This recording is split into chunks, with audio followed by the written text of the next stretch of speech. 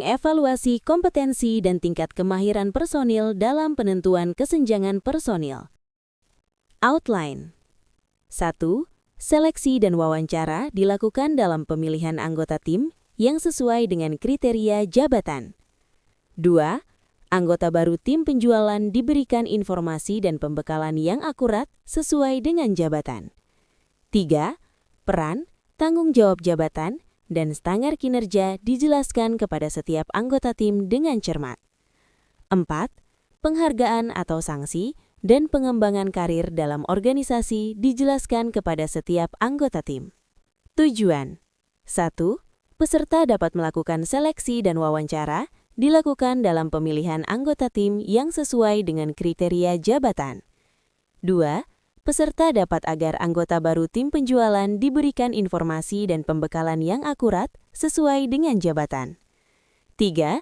Peserta dapat menentukan peran, tanggung jawab jabatan, dan standar kinerja dijelaskan kepada setiap anggota tim dengan cermat. 4. Peserta dapat memberikan penghargaan atau sanksi dan pengembangan karir dalam organisasi dijelaskan kepada setiap anggota tim. 1. Seleksi dan wawancara dilakukan dalam pemilihan anggota tim yang sesuai dengan kriteria jabatan. Seleksi dan wawancara dilakukan dalam pemilihan anggota tim yang sesuai dengan kriteria jabatan. Artinya, Anda harus mampu menyaring kandidat, menilai kompetensi kandidat, memastikan kecocokan dengan kebutuhan pekerjaan, memutuskan kandidat yang paling potensial mencapai target penjualan. Fokusnya, kesesuaian kompetensi, bukan hanya pengalaman. 1. Screening administrasi atau CV screening. Tujuan, membuang kandidat yang tidak sesuai sejak awal. Efisiensi waktu. Cek. 1. Pengalaman penjualan. 2. Jenis industri. 3. Mobilitas, punya motor atau SIM. 4. Domisili wilayah. 5. Stabilitas kerja, tidak sering pindah. Dari 50 pelamar, idealnya tersisa 10 hingga 15 kandidat saja. 2. Tes awal atau pre-assessment. Ini yang sering dilewatkan, padahal sangat efisien. Gunakan role play jualan singkat, presentasi produk sederhana, simulasi menawarkan pulpen. Yang dinilai, keberanian bicara, komunikasi, persuasi, inisiatif. Hasilnya, Anda bisa langsung melihat bakat sales, bukan hanya teori. 3. Wawancara berbasis kompetensi atau behavioral interview. Jangan tanya, apa kelebihan dan kekurangan Anda? Itu tidak mengukur kemampuan sales. Gunakan teknik STAR, situation, task, action, result. Contoh pertanyaan efektif, prospecting. Ceritakan bagaimana Anda mendapatkan pelanggan baru terakhir. Handling rejection. Pernah ditolak pelanggan? Apa yang Anda lakukan setelah itu? Negotiation. Bagaimana Anda meyakinkan pelanggan yang menawar harga? Target pressure. Apa yang Anda lakukan saat target tidak tercapai? Yang dinilai, proses berpikir, daya juang, mental tahan tekanan, orientasi target. 4. Simulasi lapangan atau praktik. Ini tahap paling akurat. Contoh, minta kandidat menjual produk fiktif kepada Anda. Perhatikan cara membuka percakapan, menggali kebutuhan, menjelaskan manfaat, menutup penjualan. Dalam 10 menit, Anda bisa tahu. 5. Scoring kandidat agar objektif. Gunakan matriks penilaian. Nilai 1 sampai 5, pilih skor tertinggi. Ini penting agar keputusan tidak berdasarkan feeling. 2. Anggota baru tim penjualan diberikan informasi dan pembekalan yang akurat sesuai dengan jabatan. Maksudnya, perusahaan wajib memberikan informasi kerja yang benar, cukup, dan relevan, sehingga tenaga sales baru memahami pekerjaannya, tahu targetnya, tahu cara menjualnya, tahu aturan perusahaan. Tujuannya, memperpendek masa adaptasi atau learning curve. Tanpa pembekalan, sales bingung, salah harga, salah janji ke pelanggan, komplain meningkat, target tidak tercapai. Apa saja informasi yang wajib diberikan? Pembekalan harus spesifik sesuai jabatan, tidak semua materi sama. 1. Pengenalan perusahaan.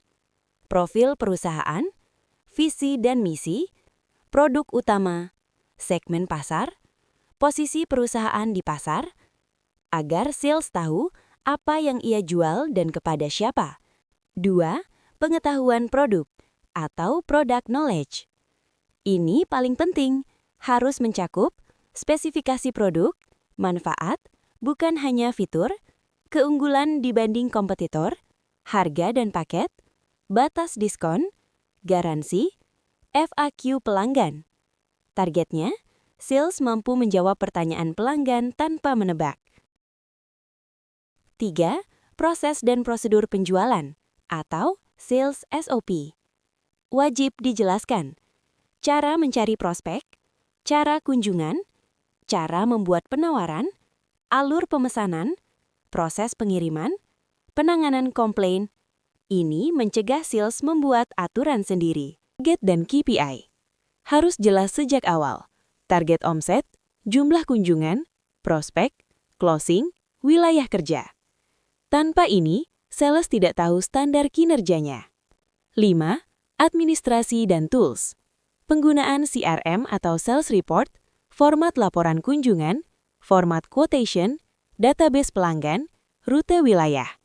Ini membuat kerja rapi dan terkontrol. 6. Etika dan kebijakan perusahaan. Aturan diskon, kredit pelanggan, komisi, larangan janji palsu, etika komunikasi pelanggan. Ini penting untuk melindungi perusahaan. 3.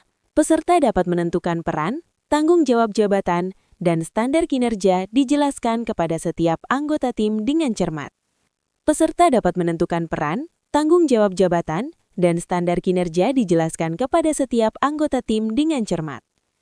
Artinya, sales manager harus menjelaskan fungsi setiap posisi, menjelaskan hasil yang wajib dicapai, menjelaskan indikator penilaian kinerja, KPI, memastikan anggota tim memahami dan menyetujui. Bukan sekedar mengirim SOP lewat WhatsApp atau email. Ini peran atau role.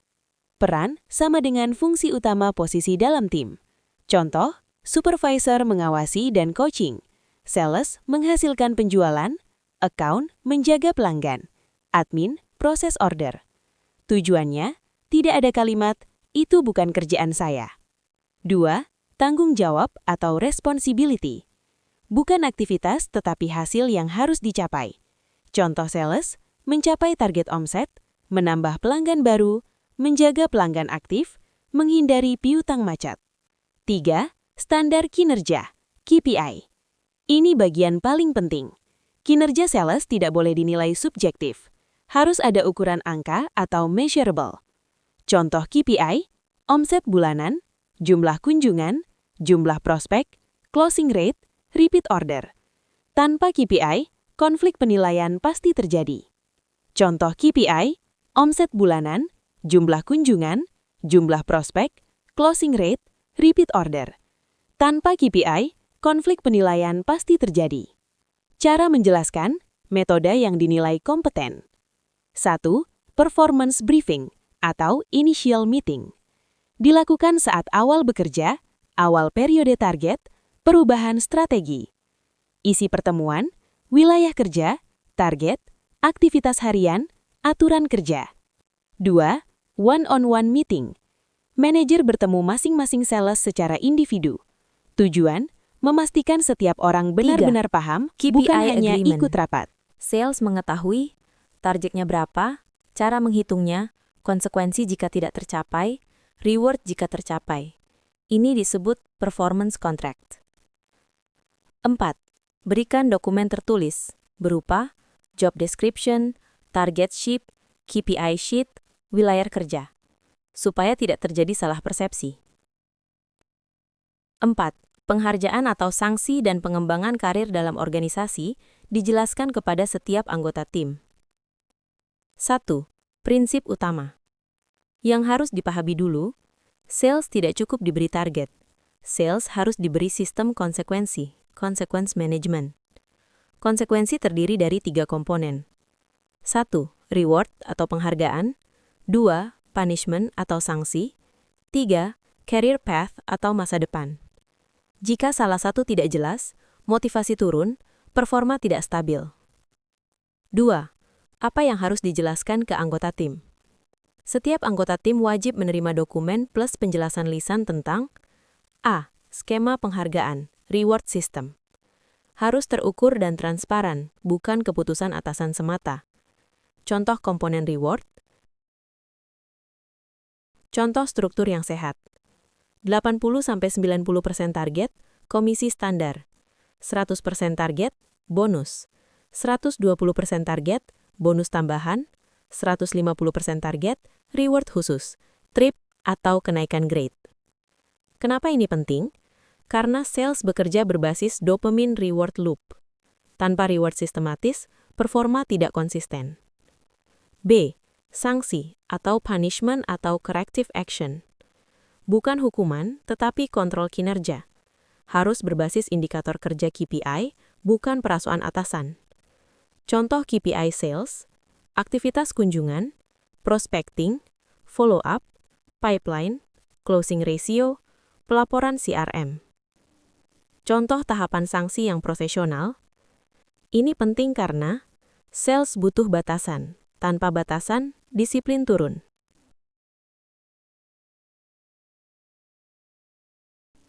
C. Pengembangan karir atau career path. Ini yang sering dilupakan, padahal faktor retensi terbesar sales bukan gaji, tapi masa depan. Harus dijelaskan secara konkret. Contoh jalur karir sales, sales trainee, sales executive, senior sales, key account executive, supervisor, sales manager, branch manager. Setiap level harus memiliki kompetensi, KPI, masa kerja minimum, dan syarat kenaikan. Contoh, closing ratio minimal 25%, 12 bulan konsisten capai target, mampu handle key account. 3. Cara menjelaskan ke tim yang efektif. Bukan sekedar kirim SOP, harus dilakukan sales induction meeting. Urutan yang benar. 1. Visi perusahaan. 2. Cara perusahaan menghasilkan uang. 3. Peran sales dalam revenue. 4. Target dan KPI. 5. Reward. 6. Sanksi. 7. Career path. Tanya jawab. Kenapa harus begitu? Karena sales harus memahami. Target bukan tekanan, tapi mekanisme bisnis. 4. Agar efektif dan efisien, gunakan 4 alat kontrol manajemen. 1. Sales Handbook. Dokumen berisi aturan kerja, KPI, komisi, sanksi, jenjang karir. 2. KPI Dashboard atau CRM. Semua performa harus terlihat, bukan ditebak. 3. Monthly Performance Review. Setiap bulan, review angka, coaching, koreksi strategi. 4. Coaching, bukan marah. Sales yang gagal biasanya bukan malas, tetapi salah teknik prospecting, salah kualifikasi customer, lemah closing.